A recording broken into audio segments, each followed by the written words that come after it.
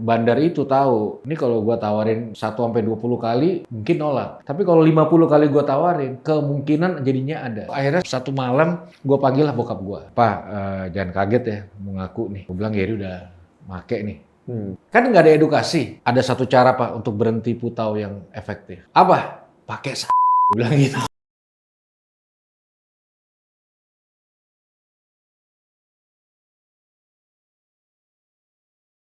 Jauh banget ya. Jauh banget ya. Itu apa aja tuh?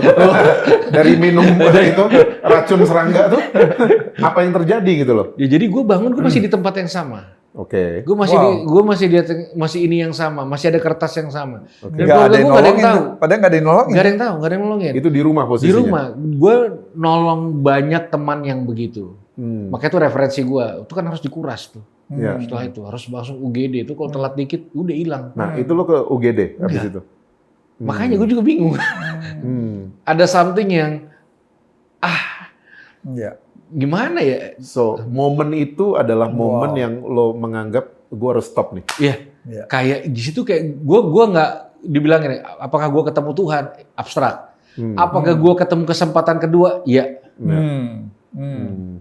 Ih, dapat gue kesempatan kedua nih. Jangan-jangan ini tanda-tanda semesta gue bisa bangkit lagi nih gitu. Tahun Itu di berapa momen tuh? itu ya? Itu tahun 98. 98. Terus lo ke rehab gitu-gitu nggak? Jadi, nah setelah gue mulai niat berubah gitu.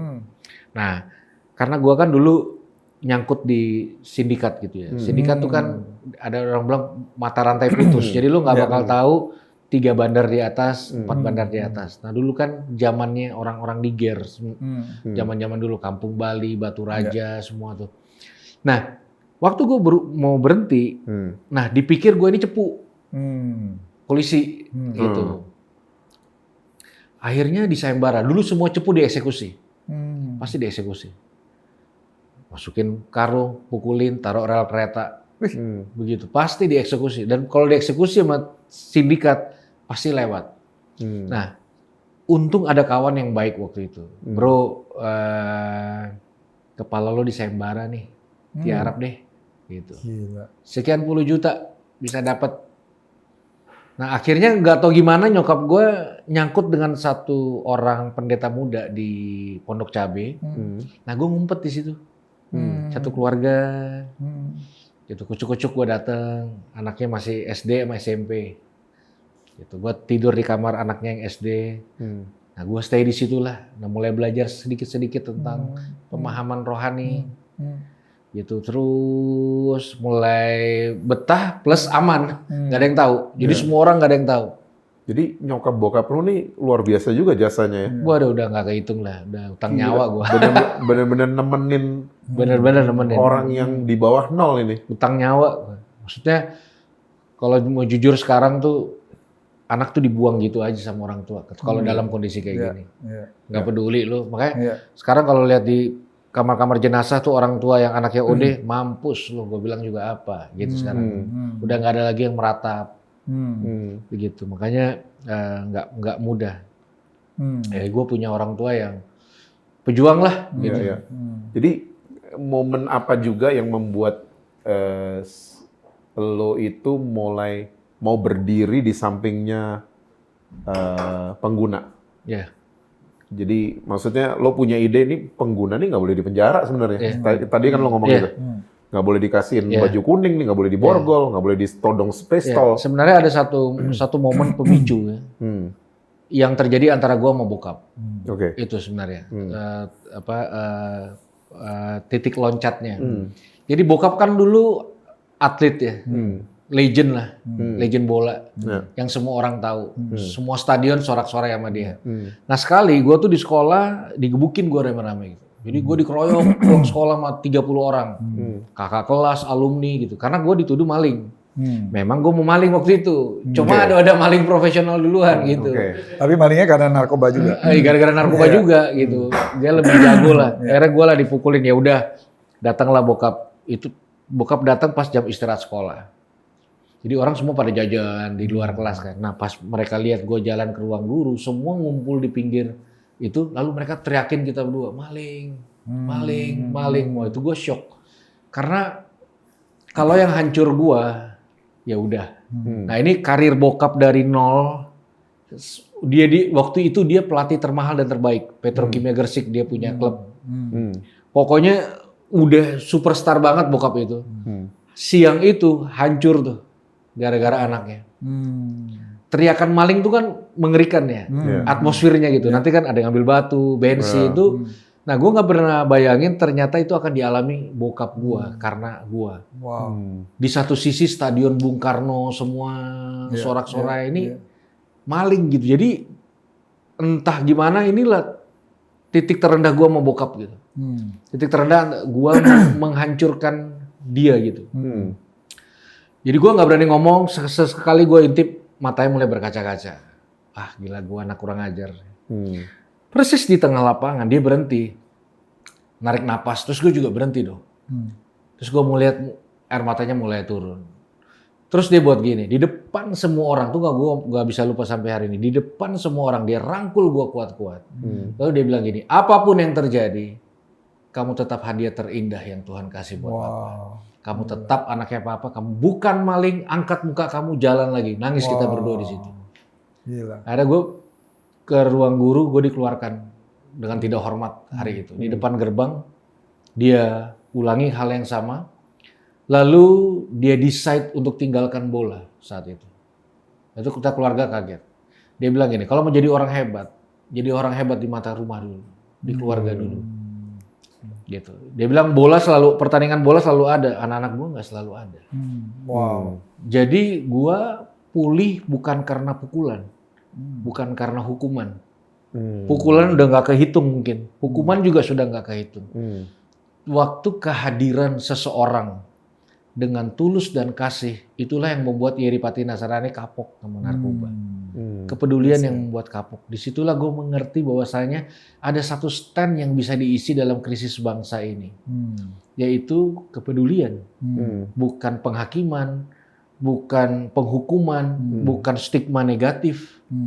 Nah akhirnya itulah yang membuat gue punya paradigma tentang hidup dan kegagalan berubah. Gue nggak berani menghakimi orang gagal. Nggak berani gue menghakimi orang gagal. Karena si orang gagal ini pernah ada yang mau ngisi. Nah, gue menghargai, gue nyaman dengan orang-orang gagal. Gue memilih tinggal di orang gagal dibanding kelompok orang benar yang selalu menunjuk-nunjuk sesuatu. Gue memilih di stand itu. Nah, itu yang gue lakukan mungkin hampir 15 tahun terakhir ini untuk bersama mereka. Ada yang berhasil, ada yang gagal, ada yang struggle. Beberapa gue bilang gini, kalau lu masih make lagi, ya udahlah, gue juga nggak bisa kontribusi. Yang penting lu jangan mati deh. Kalau mati gue sedih. Nah itulah struggle dan perjuangan kita bersama untuk bisa nge-build something. Ini sampai ke government nggak ya? Gua sampai ke government. Karena sampai. Sekarang banyak selebriti juga yang tetap ditahan kan? Iya, makanya itu gue bilang, gue tidak mau bersinergi erat dengan government gitu. Karena menurut gua salah satu problematika adalah government tidak mampu mengurus internalnya, oknum-oknumnya yang justru terlibat mengedarkan dan melakukan kriminalisasi kepada penyalahguna. Pemerasan secara sistematis. Bukannya direhab malah diperas, ada sistematis. Mereka punya orang-orang oknum-oknum khusus yang untuk menjebak dan sebagainya. Kita tahu sendiri ada barang bukti yang diputar lagi, ini lagi semua. Jadi instrumen itu rumit, gitu. Dan selalu memandang sebagai tersangka gitu. Dan mungkin dalam kesempatan ini gue juga mau kasih tahu Indonesia perlu merubah undang-undang narkotiknya yang udah usang ini. Syarat akan kriminalisasi penyalahguna gitu. Dan setahu gue orang yang akses narkoba untuk kebutuhan adiksi bukan kriminal. Bukan kriminal gitu. Jadi nggak layak tuh dimasukin penjara, dia suruh minta maaf sama siapa? Korbannya dia. Aneh banget gitu. Jadi kalau polisi mempertontonkan demi keberhasilan birokrasi, penyalahguna, itu sama aja mengajak masyarakat membenci si penyalahguna ini. Ayo benci, inilah penjahat. Inilah, ayo kita harus benci. Dan itu akan membuat sulit. Menurut lo nih, orang kena narkoba itu kenapa? Orang kena narkoba. Penyebabnya kayak ada stigma yang, kalau lo masuk di dunia hiburan, rentan sama narkoba. Iya. Lo masuk di mana rentan sama Iya, narkoba. makanya banyak banget orang yang nggak terlalu paham lalu menjustifikasi dan menyimpulkan. Yang simpelnya ada 3. Nomor 3 itu karena tekanan hidup. Masalah utang, masalah dengan keluarga, masalah dengan orang tua, masalah dengan kampus, sekolah. Struggle itu memang membuat orang itu yang merasa tertekan perlu kompensasi. Dan beberapa sustain mungkin menolong saat itu awalnya. Lalu kedua ini pergaulan. Ya, tekanan pergaulan.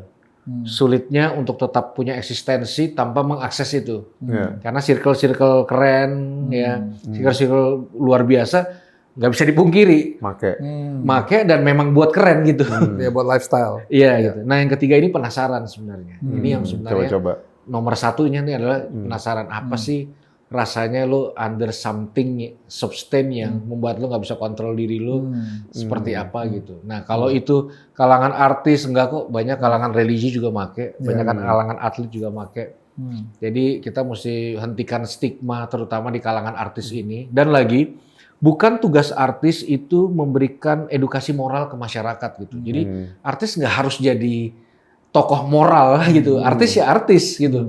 Jadi kalau artis pakai narkoba jangan marah mereka, kamu merusak anak saya, lu aja nggak didik anak lu dengan benar kali. Kenapa jadi nyalain artis gitu? Sehingga kita nggak liar dalam menyelesaikan masalah ini dengan spesifik. Tapi apakah lebih rentan dunia entertainment untuk terkena narkoba? Kalau itu bukan Soalnya tadi kan ya. si Sen Loko juga ceritakan semuanya dari mulai dari nggak ada apa-apa tapi udah mulai bicara dapat duit, dapat popularitas, power gitu, larinya ke situ gitu. Gue mesti disclaimer ya, bukan mengedukasi orang untuk mengakses narkoba. Tapi beberapa musisi yang berhenti narkoba berubah performnya. Ngarang lagunya jadi jelek. Iya, gitu. Iya, gitu. Itu kan berarti bukan masalah drugs ya, skill, feel-nya mungkin sama penjiwaannya dan bagaimana meresapinya gitu. Tapi nggak bisa dipungkiri, substance itu membooster insting seni gitu. Kayak ganja ke reggae gitu. Ya, kenapa contoh ya ecstasy itu kan membooster something yang akan bertambah liar dalam artian hayal ketika ada sesuatu yang konsisten dilakukan terus. Nah, makanya kalau dia ketemu dengan beat itu kalau kita dengar clubbing dari jauh kan kicknya doang yang kedengar itu. Nah itu akan terstimulasi dengan substance tertentu. Lalu repetisi itu akan ada kata-kata, ada instrumen yang lain, ada lighting, ada visualisasi, ada itu dan itu seseorang akan masuk dalam state relaksasi yang deep begitu. Tapi dia tetap bisa akses itu tanpa drugs sebenarnya. Tapi drugs tuh kayak membawa orang masuk dalam dimensi itu. Nah, makanya memang rentan. Sama dengan ini, hampir banyak artis itu ketangkep berdua sama pacarnya gitu. Jadi memang ada satu belief system antara drugs dan seks ini juga 11-12 gitu. Dia bisa booster imajinatif, bisa booster dan sebagainya, gitu. Tapi kan kita perlu yang mengurai juga harus akademisi atau praktisi kedokteran, karena dia efek samping itu gitu. Apa gitu? Efek samping itu apa gitu? Yang bisa membuat berpengaruh ke alat reproduksi, mentalitas atau sex life kita terpengaruh dengan booster dari substan ini, dan itu susah banget ngurai normatifnya. Kenikmatannya bisa meningkat gitu. Terus apa? Lo pernah dampingin kayak artis gitu? Kan lo kan jadi dampingin orang-orang yang penyalahguna ini. Pernah punya pengalaman sampai artis ini benar-benar sober? Jadi gini, gue punya definisi sober sendiri yang gue nggak taruh berhenti 100% adalah sober. Kalau hari ini dia masih mau berjuang sober, buat gue itu sober gitu. Iya, karena orang bisa sober itu kompleks. Dia nggak punya, misalnya gini, lu nggak punya support system. Di dalam hidup lu nggak ada yang mau support, nggak ada yang mau ngerti. Gue nggak akan tuntut lu sober, karena nggak cengli gitu. Dan gue juga nggak bisa ini. Tapi memang yang dibutuhkan teman-teman yang struggle ini, kalau gue pakai bahasa gue sendiri, apalagi di public figure, itu ruang gagal, ruang untuk terus berjuang, ruang sabar untuk tidak taruh ekspektasi, tidak taruh limit waktu, tidak taruh satu standar-standar tertentu yang jadi beban gitu. Karena nggak pernah mudah di dalam dunia entertainment ini. Kita terlalu sering menghakimi sampai lupa harus mendampingi dan memberikan telinga aja untuk struggle yang real, begitu. What happened? Mereka kesepian di tengah keramaian, gitu. Misalnya contoh, mereka kayak tukang roti yang mati kelaparan gitu. Mereka mengalami kehampaan yang sangat dalam di tengah ribuan orang dan nggak ada yang ngerti. Semua cuma nuntut gitu.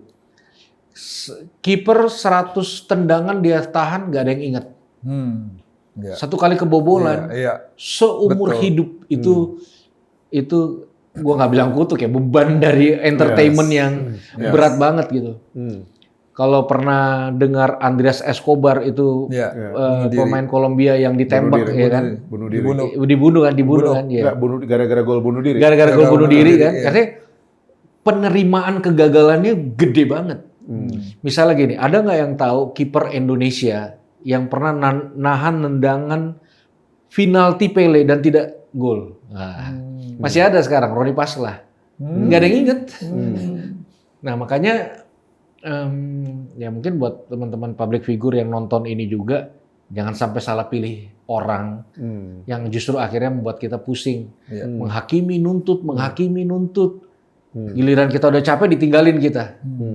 Gitu. Nah makanya ya nggak mudah lah. Gue coba, tapi gue tidak meletakkan sebuah ekspektasi. Gue menempatkan diri sebagai sahabat yang mudah diakses dan memberikan satu support system tanpa harus bulan ini berhenti ya, ini ya.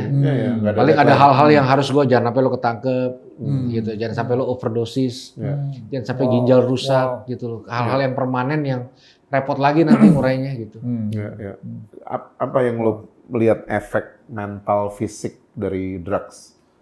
Yang pernah lo lihat yang the worst, paling buruk? Fisik dan mental. Sebenarnya gini, kalau fisik dan mental itu relatif. Maksud gua adalah orang tanpa drugs juga punya yang sama. Problematika tertinggi adalah stigma negatif masyarakat. Itu yang susah. Begitu orang open status, gue punya masalah mental nih, langsung stigmanya besar. Seakan-akan kita kayak orang pesakitan yang aneh gitu, aib banget gitu. Makanya kita masih, jadi kalau orang tanya, gue udah 20 tahun lebih berhenti, apa struggle gue setelah gue 20, dan apa dampak yang buruk? Stigma negatif masyarakat gitu. BNN selalu bilang orang kayak Iri nggak bisa disembuhkan, hanya bisa dipulihkan. Nggak bisa, buat apa gue berjuang 20 tahun kalau cuma pulih? Jadi susah. Dokter kesehatan melihat gue nggak bisa sembuh. Polisi melihat gue penjahat penyakitan. Iya, yang 30 tahun berhenti juga masih bisa make. Lah, udah mati deh. Oh, stigmanya seperti begitu? Iya, begitu. Wow. Susah di kerohanian ngasih stigma, sosial kasih stigma. Nah, jadi orang harus punya fighting spirit yang ultimate untuk bisa mandiri. Jadi pendampingan tuh krusial ya? Sangat krusial. Sangat krusial. Dalam orang tuh bisa kayak lepas dari narkoba. Iya. Atau at least mentalnya sehat. Iya. Itu gimana ya? Wow. Ini yang apa yang dia ceritain semua nih, gue jadi baru tahu. Kan adek gue pakai dari umur 13. Tapi akhirnya meninggal umur 33 kan. Di sini gue baru bisa lihat dari sisinya dia gitu. Karena dulu ya nggak ada yang support. Ada gitu ratusan cerita yang nggak akan keluar dari mulut dia. Karena dia keluar masuk rehab ya. Tapi di rehab pun juga dia kena juga pakai. Dia dikirim ke Singapura pakai, kena juga di Singapura itu. Di Amerika jangan tanya. Dan akhirnya ya sampai 3 tahun terakhir udah dia harus minum obat 32 obat setiap hari. Lama-lama ginjalnya nggak kuat, kena AIDS juga. udah gitu. Tapi dia udah bersaksi ya kemana-mana sekolah-sekolah gitu, misalnya jangan sampai kayak dia gitu. Memang ketika zat adiktif itu menempati reseptor-reseptor krusial di dalam kita punya tubuh, kita nggak bisa expect dia akan lepas dengan mudah begitu aja. Makanya yang gue edukasi ketika seseorang dalam keadaan itu, keluarganya jangan nyerah gitu. Nah, Jangan ini dibuang kan, gitu. Itu kan yang sering gue lihat lo pakai hoodie Ayah Hadir. Ya, itu adalah kampanye, betul. Ya, itu cukup krusial nggak? Cukup krusial. Seorang ayah dan ibu yang mendampingi anaknya. Betul, karena kalau orang tua berfungsi, anak-anak nggak perlu dibawa ke rehab sebenarnya. Siapa orang yang paling harusnya punya hati untuk mereka? Rehab itu mentor, orang program digaji. Nah kalau kayak kasus adik gue, dia kan bapaknya bicara Iya. dia dari umur 1,5 tahun. Iya. Nah gue juga udah sibuk kan, nggak mungkin bisa dampingin dia. Mamanya nggak mungkin sanggup, Betul. dimanipulasi semuanya. Nah kayak gitu udah susah tuh. Iya, makanya kalau dalam kondisi kayak gitu, ini point of view gue, kita nggak bisa tuntut dia juga langsung baik. Kita juga punya penerimaan yang besar plus tidak nyerah. Nah kita aja belum bisa ngasih support system. Wajar kalau dia masih tangtung dan relapse lagi karena nggak ada support system. Dan ada pendampingan beberapa, tapi kan ini dari umur 13 sampai 33 loh. 20 tahun. 20 tahun pakainya tuh. Itu ngeri banget tuh. Iya, maksudnya kan yang tadi barusan lo jawab adalah waktu anaknya udah kena. Kalau pencegahan itu sendiri, Ayah Hadir nih krusial juga kan? Iya, jadi Dokter Aisyah Dahlan itu dokternya Slankers zaman dulu. Nah dia buat satu riset ya. Tahu musik rock. Musik rock? Bukan. Oh musik rock. Bukan. Slankers itu fanbase-nya grup band namanya Slang. Ini slang itu kan, Slankers itu musik rock. Tapi bukan itu. Terus, udah. Yang nyanyi buat Ya Jokowi. bunda-bundaannya potlot lah begitu. Iya. Lalu dia buat satu riset bahwasanya orang itu bisa merasakan sensasional drugs tanpa akses substannya. Jadi ada cara untuk bisa merasakan tanpa mengakses. Lalu dia terusin dengan cara gini.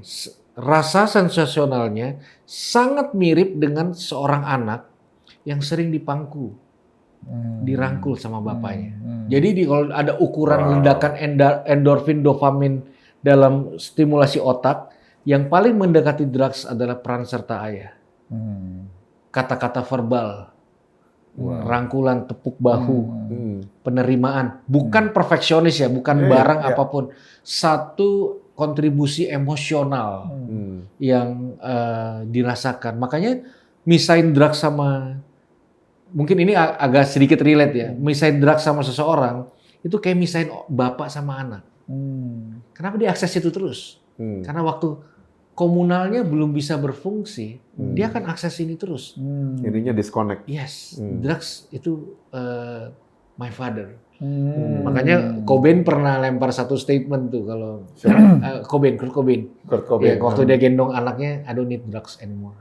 Nah, dia dapatkan feel family itu di dalam kepenuhan batin. Tapi kan itu idealis. Realita hidup nggak semudah dan segampang dan nggak bisa dipaksakan kepada itu. Sehingga ruang gagal juga menjadi krusial. Gue nggak punya bapak dari umur 3 tahun. Ya makanya ya udah, it's okay. Kalau aku ya it's okay. Bukan menormatif, tapi hal-hal yang nggak enak bisa terjadi. Tapi paling please jangan menyerah. Apa yang bisa aku bantu? Setiap kali terpuruk, aku nggak akan menghakimi. Aku nggak akan menjustifikasi siapa aku. Aku nggak pernah berdiri sebagai bapaknya. Aku cuma stand aku itu. Sahabat aja. Dan itu cukup membantu. Wow. Bener nggak sih sekali coba langsung kecanduan, is it mitos atau fakta? Kayaknya mitos deh, karena itu substan tertentu. Sama kayak orang bilang ini, lu jangan minum kalau lagi ada masalah, happy aja bro. Karena beda, lu lagi galau minum dengan lagi happy minum tuh beda ininya, penerimaan badannya itu.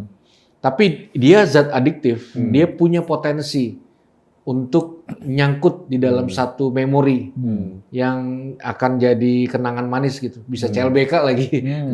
Jadi itu, tapi kalau gue sih kayaknya itu mitos sih. Mitos. Lo ada tips nggak buat penonton cara nolak ajakan narkoba tanpa kelihatan sok suci? Ya, jadi pertama nih, misalnya dia dalam satu komunitas, lagi open room lah, lagi di room Lagi lah, pesta gitu. iya kan, biasa gitu kan. Jadi gini, setting handphone sampai lu bisa buat dia seakan-akan berbunyi telepon masuk gitu. Tener, gitu kan. Oke sebentar, sementara lu telepon, lu pergi, lu keluar, lu cabut. Karena kalau di room itu orang-orang model gua kayak dulu, wah itu sulit. Gua akan reject orang, gua akan paksa orang pakai, lu nggak bisa fokusin gua. Wow. Begitu. Yeah. Nah, ketika dia intensnya tinggi, maka lupakan persahabatan, masuk dalam tindakan agresif. Berantem ayo. Stand gua jelas, lo coba meskipun kita bisa ketawa-ketawa, gua langsung rubah mood gua. Gua ada di state defense. Gua akan defense. Ini masalah tanduk keluar. Ya, tanduk keluar gitu. Ya. Sama cek ombak lah. Gitu. Jangan minuman jangan ditinggal kayak gitu-gitu. Terus apa teknis-teknis kayak gitu. Tapi agresif sih, saran gua agresif sih. Wow. Apa ya ide-ide apa ya yang kan sekarang banyak public figure yang on drugs gitu. Apa ya kalau lo bisa ngomong sama produser, label, pemerintah, program apa yang cocok buat atau apa ya ide apa atau slogan apa yang cocok buat. Jadi selain ada konselor adiksi, ada juga satu program namanya program rawat jalan. Jadi dia terdaftar di satu institusi penerima wajib lapor sebagai seseorang yang sedang menjalankan program rehab jalan. Sehingga dia tetap masih bisa akses, tapi bukan sustainnya. Jadi kalau dia pakai sabu, bukan sabunya lah. Mungkin ada aprasol atau apa, atau semuanya itu, dia tetap bisa akses dari dokter. Dan apabila ada intervensi hukum, dia tetap bisa berargumen bahwa dia sedang dalam under program. Gitu loh. Mungkin kalau ada detail ya bisalah gua bantu untuk memberikan kalau ada kebutuhan-kebutuhan produser-produser yang untuk mengcover gitu. Kayak sekarang ya beberapa oknum kru menjadi oknum perpanjangan tangan untuk bisa mencek artis-artis atas ini gitu. Wow. Iya. Jadi artis mesti tahu betul sirkulasi kru, bagaimana rekrutmennya dan sebagainya. Bisa jadi itu celah-celah orang nyari data, nyari info dan segala macam, termasuk jebak-jebak dan segalanya. Taruh ada barang social di sini. control juga ternyata udah ya. Betul. Makanya kita perlu tahu. Makanya kalau dari manajemen artis ada sedikit aja gaung anti drugs, maka sindikat akan mikir cari yang lain aja deh. Gitu. Ada campaign dikit-dikit. Teknis sih gitu. Nah, Yer, kalau kamu lihat Yeri umur 17 tahun, what are you going to tell him? Apa nasihat yang kamu bisa berikan? Lo lihat Yeri nih, 17 tahun. Lo akan nasihatin apa? Setelah lewatin semua ini nih, sampai hari ini. Ya, mungkin karena gua Jangan tahu beli minuman itu di sekolah. Karena gua tahu kondisi gua di 17 tahun, gua kan bilang enjoy aja lah, udah nanti kita ketemu lagi di masa depan. Karena siapa pendeta juga ngomongin gue nggak gue denger, apalagi gue yang dari masa depan gitu. Mungkin itulah jalan ninjanya, mungkin gue nggak bisa, tapi gue juga nggak bisa intervensi orang yang lagi 17 tahun sekarang kayak gue dulu gitu. Yang bisa gue lakukan terbaik pasti yang gue lakukan terbaik. Anak lo berapa ya sekarang ya? 1. Cewek kan? Cewek ya. 10-15 tahun lagi. Tiba-tiba dia lagi di laptop atau di mana gitu. Klik tiba-tiba ada temenan podcast. Ih, bokap gua tamunya nih. Yang ini nih podcast ini. Podcast ini nih tiba-tiba dia nonton 10 tahun mendatang gitu loh. Lo berharap your daughter itu belajar apa dari omongan kita ini? Gue udah omongin isu ini ke dia dari dia umur 5 tahun. Gitu. Jadi gue ajarin dia soal masa lalu, kegagalan, dan bangkit lalu menyelesaikan masa lalu gitu. Jadi gue berharap waktu dia lihat podcast ini, dia bertemu jejak kaki yang tetap pantas dia ikuti dan dia hormati. Gitu loh. Jadi karena kalau gue bilang sama dia, hati-hati nak langkahmu, maka dia akan bilang, aku ikut langkahmu, kamu yang hati-hati. Itu dia, gitu. Mungkin gue akan berharap dia bilang memang 2 kaki ini pantas diikutin. Wow, gitu. Awesome. Yer, lo kan mungkin gue pernah cerita sama lo bahwa podcast ini namanya temenan. Iya. Itu karena sekarang banyak banget orang itu yang kalau berteman itu ketulusan sudah tereliminasi. Iya, betul. Semuanya ada kepentingan. Iya. Nah, lo masih punya nggak teman baik? Gini, kalau lo lagi burn out, lagi down, Gini, yang lo pikirin dia langsung gitu. Kayak gue sama dia. Iya. Gitu. Kalau gue ya, ini ngomong pribadi karena bertahun-tahun gue hidup dalam stigma negatif. Artinya mencari sebuah ketulusan itu hampir tidak ditemukan. Gue berpikir soal small circle pun akhirnya belum tentu menjadi sebuah solusi. Jadi gue selama ini membangun satu kemampuan ini, gue sebut singleness, kemampuan bertahan dalam kesendirian. Maksudnya gue ada sahabat yang akan gue telepon, gue nggak ada, gue nggak punya mentor, gue nggak punya coach, gue nggak punya something yang bisa ready buat gue gitu. Karena memang nggak mudah juga jadi pendamping gue gitu. Begitu. Jadi tapi ini bukan sesuatu yang pada umumnya diikutin dan kalau bisa gak usah diikutin lagi pula karena ini kan gue ngerasa kayak special case aja gitu. Gitu. Tapi terlepas nanti ada atau tidak, gue akan membangun sebuah singleness kesendirian tapi tidak betualang terus hilang gitu. Terus tiba-tiba kebakar gitu. Jadi menelan rasa sepi, menelan rasa takut, menelan semua struggle, bangkit lagi, jatuh lagi, hapus air mata. Gue bertahun-tahun melatih karena bertahun-tahun hidup dalam penolakan gitu. Bertahun-tahun hidup dalam. Jadi gue berpikir gini, kalau gue hidup dari penerimaan seseorang, gue akan mati lewat penolakannya gitu. Jadi gue hanya pengen berusaha menjadi sahabat yang bisa ngangkat telepon itu buat orang lain. Gue coba upgrade, tapi andai kata belum ada orang yang ngangkat telepon buat gue akan it's okay. It's okay. Wow. Udah. Gue nggak nge-push diri gue dan picu diri gue dengan keras juga. Gue legowo ya udah, gue terima. Sepatah apapun, seremuk apapun, gue akan berusaha bangkit lagi. Kalau itu remuk, kalau patah gue akan coba lagi gitu. Boleh more spesifik nggak singleness kayak apa ya? Iya, singleness tuh boleh you elaborate more? Mungkin apa ya? Ya pokoknya nggak berharap sama siapapun juga. Iya, jadi mungkin membangun sebuah kemandirian emosional. Kemandirian emosional yang terukur ya. Artinya kalau ini juga gue pasti ngangkat bendera putih, siapa aja yang mau ngulurin tangan pasti gue akan ambil tangannya gitu. Tapi kemandirian emosional sehingga gue mampu untuk mengontrol kepada siapa gue melepaskan emosional, marah, balas komen, apa segala macem. Itu semua dan gue tidak mengizinkan transaksional itu terjadi. Kamu baik, kamu jahat, aku jahat gitu. Jadi gue mencoba semandiri mungkin secara emosional itu. Tentu dengan banyak struggle ya gitu. Tapi kayaknya gue pilih stand ini deh dalam hidup gue. Gue bisa lebih enak menjadi bapak yang baik, menjadi suami yang baik, gitu. Tapi kalau lo need help, lo angkat bendera putih. Gue akan bendera putih, siapapun yang mau akses, it's okay. Lo dengerin tuh, mau need help, kasih tahu. Bendera apa? Hah? Bendera kalau Amerika lo kayaknya udah.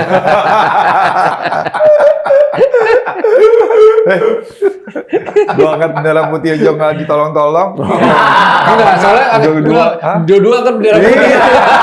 Gue angkat satu dia angkat dia 3 orang bendera putih. Udah kita gimana aja sendiri. Udah happy belum? Udah happy, udah simpen lagi benderanya. Podcast lagi. Gue angkat 1, dia angkat 2. Gimana? Oh iya dia angkat 2. Dia angkat 2, gue angkat 1. Ternyata punya dia 2. Jadi gue nolongin dia. Gimana? Yer, thank you banget Yer. Sama-sama. Thank you banget so much insight. Wow, keren banget. Wow. So guys, it's time for food testing.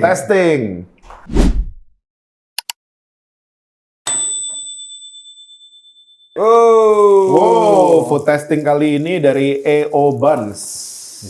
Menarik, Classic Indonesian bread. Jadi ini gambarnya lemper. Nah, Isinya? itu salah satu specialty-nya mereka, roti lemper ayam. Roti lemper ayam. Wow, gila Jadi sih. dalam rotinya Jadi kalau orang dibikin- bingung beli apa nih, roti apa lemper? Nah, beli ini. Beli ini. Kalau pengen roti sama lemper, lo beli ini. Kalau lo kurang daunnya, lo ambil aja daunnya juga. Nah, ini dalamnya lemper sama daun-daunnya. Hah? Orang kalau mau pesen di mana? Nah, ini belum ada tokonya, jadi ada nomor teleponnya ya, nanti ada di layar YouTube ini. Nggak enak loh. Enak rotinya. Gila kan? Iya. Gue udah nyoba soalnya. Tadi Jadi, sebenarnya gue udah makan 2. Belum tahu nih, rasa yang keju, atasnya ini nih. ya. Ini atasnya kayak manis-manis. Ini gitu. dipegang aja, fluffy banget dipegang aja. Tapi enak ya? Enak banget. Kelihatan nggak sih? Ini latar belakangnya EO bikinnya Buns. dari mana? Maksudnya kok bisa bikin ini? Tahu nggak? Kenal nggak? Saya belum pernah ketemu langsung dengan Pak Aaron yang punya ini. Tapi dari bincang-bincang, dia adalah orang yang cukup idealis di food and beverage business. Wih, fluffy banget. You guys have to try. Ini benar-benar enak banget. Gila. Ya. Ada daunnya? Soalnya gue kasih lo. Gua sih loh. Ini dari ketiga tadi lagi between episode tadi. Oke ya. Lo apa? Lo Ini yang ini ayam. bakso ayam. Nih,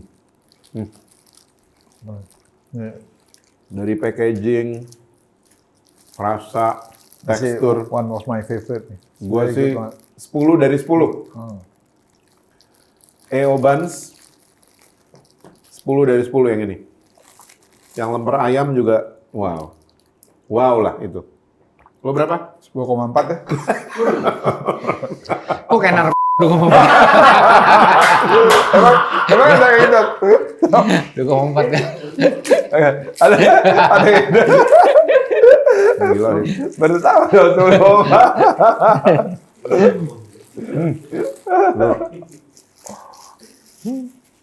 Biar berapa? Skor 10. 10 lah. 10 dari 10. Iya, 10 lah. Gila EO Buns. Gila.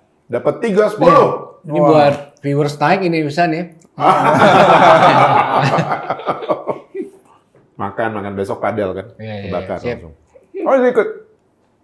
Jam 12. Insya Allah. Oke. Gue jam 6 aja bisa. Masa jam 12 nggak bisa? Dia justru jam 6 justru yang sering bisa justru pagi-pagi. Nah, gue kan bisanya jam 5. Jam 5 pagi. EO Buns, thank you banget. Lanjut. Thank you guys. See ya. So good.